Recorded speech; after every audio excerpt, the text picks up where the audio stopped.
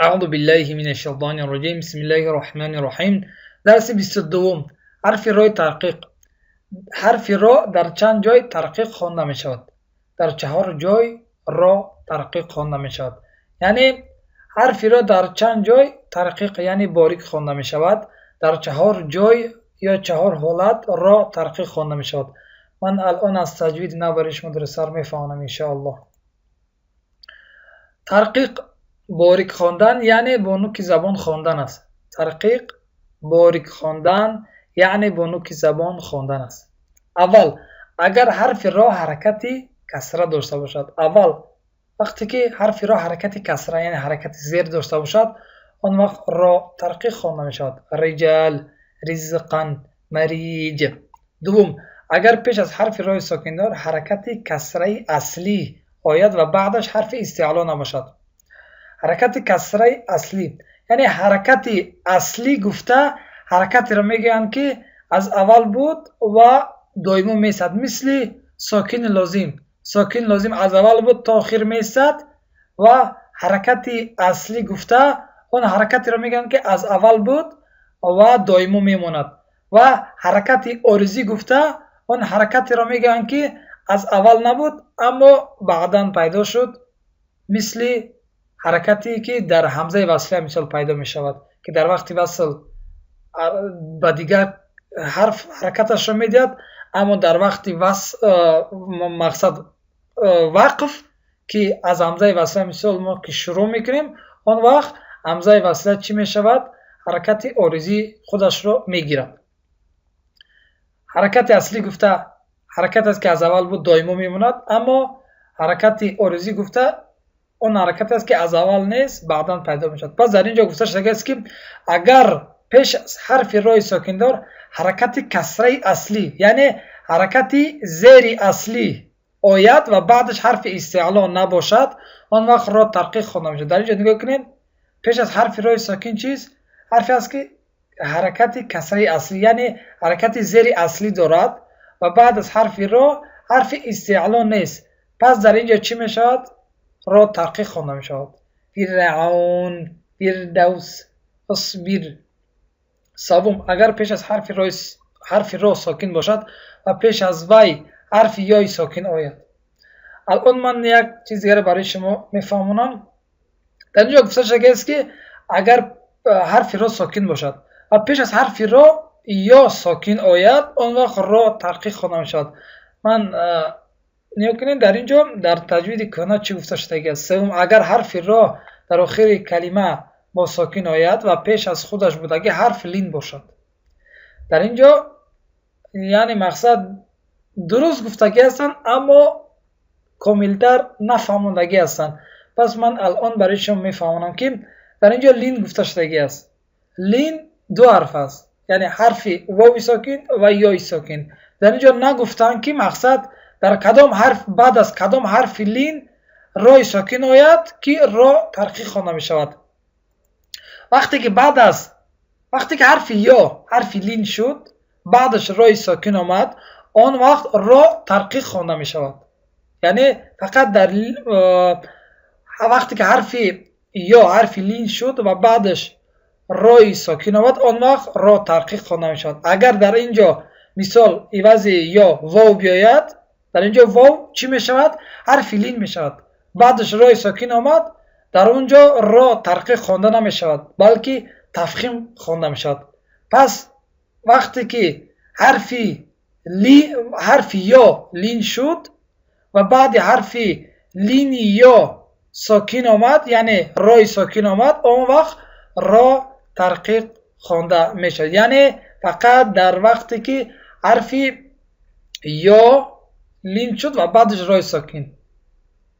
اگر در واو لین شد و بعدش را ساکن آمد، آن وقت را تحقیق خوانده نمی شود. فقط وقتی که بعد از حرف یا که حرف لین شد و بعدش را ساکن آمد، آن وقت را تحقیق خوانده می شود.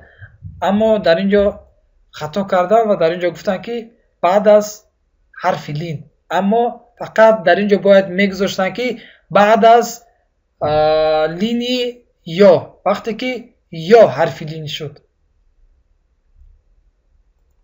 خب چهارم، اگر پیش از حرف رای ساکندار ساکن آمده پیش از هر دو ساکن حرکت کسره آید. در اینجا میگه که را ساکن باشد، پیش از حرف را حرفی باشد که او هم ساکن باشد و پیش از این دو حرف ساکندار حرفی آید که حرکت کسره یعنی حرکت زیر داشته باشد، اون وقت را ترقیق خوانده میشد. در اینجا نگاه کنین کسره در زیر گذاشته شدگی نیست. یک نوزکی دیگر برای شما فهمم که یک حالت است که مقصد زیر را در بالا مثل زبر میگذارن، نگاه کنین در بالا است. پس ما از کجا فهمیم که این زیر از زبر نیست؟ از اینجا که در اینجا نگاه کنین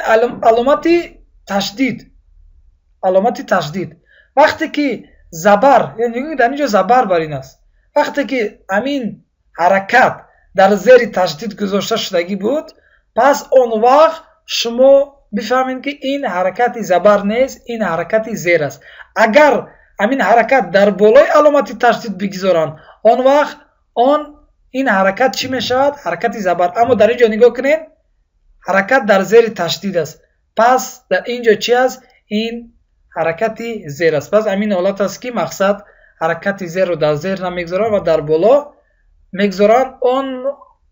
اون وقت هم امین حالت است که در تشدید حرفی که مثال تشدید دارد و حرکت زیر دارد، بعضی حالت است که در زیر نمیگذارن، در بالا میگذارن، اما در زیر علامت تشدید میگذارن که ما بدونیم که این حرکت زیر است، زبر نیست. اگر در بالای تشدید این حرکت گذاشته شود، اون وقت این حرکت زبر است. ذکر، سحر، حجر. خب یک دو چیز دیگه برای شما فهمم که حرف را در دو حالت تفخیم و یا ترقیق خواندن جایز است. دو حالتی است که ما را رو هم میتونیم تفخیم یعنی غوص بخونیم و هم میتونیم ترقیق یعنی باریک بخونیم. اول اگر پیش از حرف را ساکندار حرکت کسره آید و بعدش حرف استعلای مکسور باشد، میگوید که را ساکن باشد، پیش از حرف آید که حرکت کسره یعنی حرکت زیر داشته باشد و بعد حرف را ساکن چی باشد؟ حرف استعلا آید، استعلای مکسور گفته یعنی حرکت زیر آید، مقصد حرف استعلا با حرکت زیر آید، اون وقت ما میتونیم که رو هم تفخیم بخونیم و هم ترقیق. در اینجا نگاه کنین مقصد دو زیر است، فرق نمیکنه چی یک زیر باشد چی دو زیر باشد، زیر در هر دولت مکسور می باشد یعنی با حرکت زیر می باشد.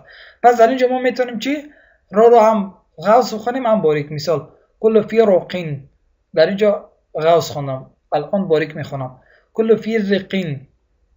خب دوم اگر پیش از حرف رای ساکندار حرف استعلای ساکندار آمده، پیش از هر دو حرفی مکسور آید، میگوید که دوم که را ساکن باشد، پیش از حرف را حرف استعلا آید با ساکن یعنی حرف استعلا ساکن داشته باشد و پیش از هر دو این حرف ساکندارها حرف آید که چی باشد؟ مکسور یعنی حرکت زیر داشته باشد، اون وقت را هم ترقیق خوانده میشد، مقصد هم تفخیم خوانده میشد و هم ترقیق. در اینجا نگاه کنید را ساکن پیش از حرف را حرف تا چی است؟ حرف استعلا است و ساکن دارد. پس در اینجا چی میشود؟ و پیش از این دو حرفای ساکندار حرفی است که حرکت زیر دارد، در اینجا را هم غوص خوانده میشد هم باریک. القطر، مصر، قطر، مصر. و در اینجا چی؟ حرف قاف چی است؟ حرف استعلا با حرکت مقصد در اینجا دو زیر است، چی زیر باشد چی دو زیر باشد، هر دویش مقصد چی است؟ حرکت زیر است.